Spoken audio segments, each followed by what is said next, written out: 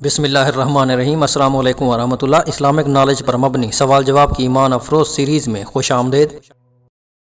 سوال نمبر 1، دریائے نیل میں غرق ہونے والے فرعون کی لاش کب اور کہاں سے ملی؟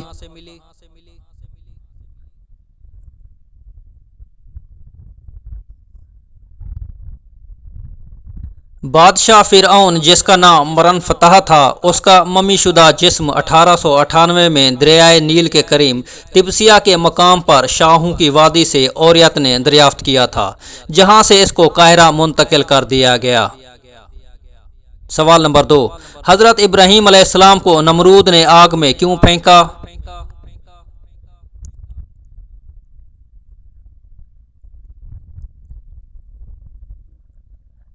نمرود اپنے آپ کو نعوذ باللہ خدا کہتا تھا۔ جب حضرت ابراہیم علیہ السلام سے مناظرہ میں ہار گیا تو نمرود نے بتوں کی توہین اور انہیں توڑنے کے جرم میں حضرت ابراہیم علیہ السلام کو آگ میں پھینک دیا، لیکن اللہ تعالیٰ کے کرم سے حضرت ابراہیم علیہ السلام محفوظ رہے۔ سوال نمبر 3، حضرت موسیٰ علیہ السلام کا عصا مبارک کہاں سے آیا تھا؟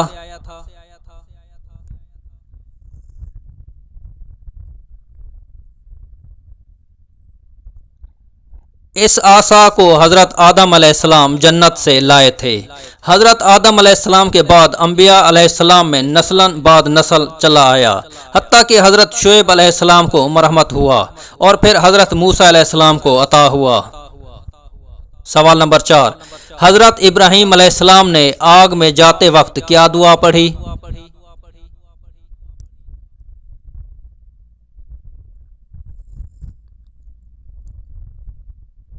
ایک روایت میں آیا ہے کہ جب کافروں نے حضرت ابراہیم علیہ السلام کو آگ میں ڈالا تو آپ نے اس وقت یہ دعا پڑھی، لا الہ الا انت سبحانک لک الحمد ولک الملک لا شریک لک۔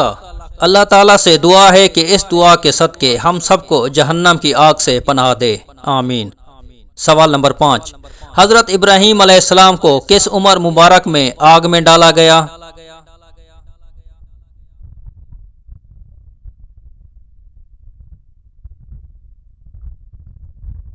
حضرت ابراہیم علیہ السلام کی عمر مبارک 16 یا 20 برس کی تھی۔ اس وقت آپ علیہ السلام کو آگ میں ڈالا گیا۔ ابو جہل کا اصل نام کیا تھا؟